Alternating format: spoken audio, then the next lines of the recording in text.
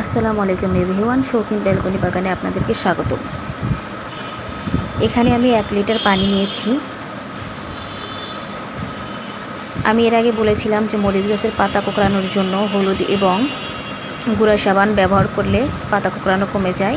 আমি সেটা আজকে অ্যাপ্লাই করে দেখাবো আপনাদেরকে। এখানে আমি 1 চামচের 4 ভাগের 1 ভাগ গুঁড়া সাবান নিয়েছি।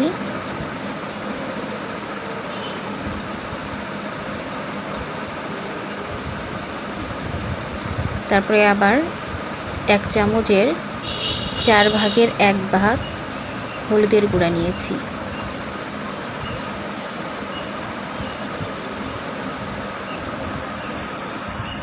এই দুইটা উপকরণে কয়েকবার অ্যাপ্লাই করলেই পাতা কোঁকড়ানো কমে যায়। এবার ভালোভাবে বোতলটিকে ঝাঁকিয়ে নিতে হবে যাতে দুইটা উপকরণ ভালোভাবে পানির সাথে মিশে যায় এবং একটা স্প্রের সাহায্যে সুন্দরভাবে এগুলা পাতায় স্প্রে করতে হবে।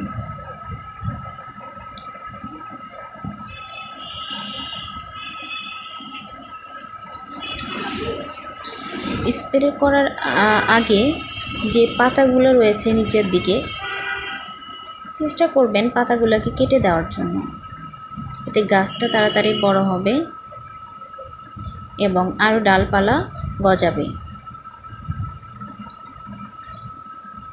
তাহলে ভালোভাবে রোদও পাবে। আমার পাতাগুলো আগের থেকে অনেক ভালো হয়েছে। আপনারা মনে হয় গত ভিডিওতে দেখেছিলেন, যারা দেখেছেন তারা বুঝতে পারবেন। পাতা কোঁকড়ানো অনেক ছিল, এখন অনেকটা কমে গেছে। এইটা নিয়ে আমার 2 বার অ্যাপ্লাই করা হবে।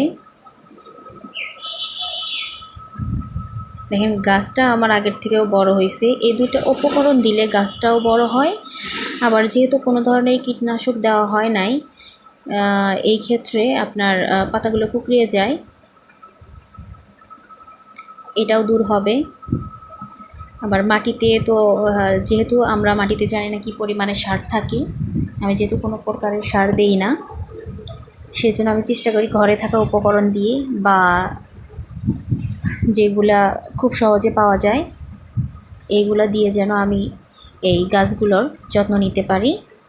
আমি চেষ্টা করতেছি সবগুলো বড় বড় পাতা নিচেরগুলা, যেগুলো গাছগুলোতে ছায়াযুক্ত বা ছায়া হয়ে আছে, সেগুলো পাতা আমি কেটে দেওয়ার চেষ্টা করতেছি। আমি সবগুলো পাতা নিচের বড় বড় পাতাগুলো কেটে দিয়েছি।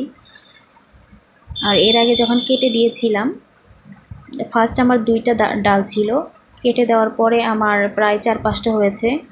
এবার দেখলাম আবার একটা হয়েছে। এখন আবার কেটে দিলাম, পরে বুঝতে পারবো যে আবার কয়টা গাছ হচ্ছে বা ডাল হচ্ছে।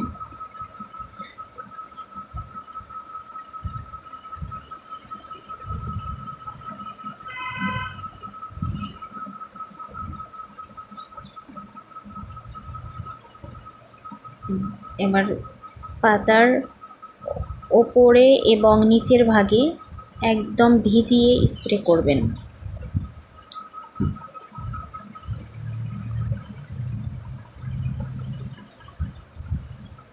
গোড়ালিতেও দেবেন, পাতাতেও দেবেন, সুন্দরভাবে স্প্রে করবেন। তাহলে দেখবেন খুব সহজেই পাতা কোঁকড়ানো দূর হয়ে গেছে। ওপরের ভাগে আমার কিছু পাতা কোঁকড়ানোর সমস্যা রয়ে গেছে, তবে ইনশাল্লাহ ঠিক হয়ে যাবে এটা। আমি পুরো গাছ ভিজিয়ে স্প্রে করেছি, পাতার ওপরিভাগ এবং নিচের ভাগে, গাছের গোড়ালিতেও স্প্রে করেছি। যেহেতু আমি কোনো প্রকারের সার এখনও ব্যবহার করিনি, দেখা যাক সার ছাড়া ফল হয় কি না। আমার আর একটা কাণ্ড বের হয়েছে, মোট আমার 5-6টা কাণ্ড হলো। এরপর থেকে আপনারা আমার চ্যানেলে সব ধরনের ভিডিও পাবেন। বীজ কীভাবে বপন করবেন, রোপণ করবেন, A to Z ভিডিও পাবেন। ভিডিও দেখে উপকৃত হলে like, comment, share and subscribe করুন।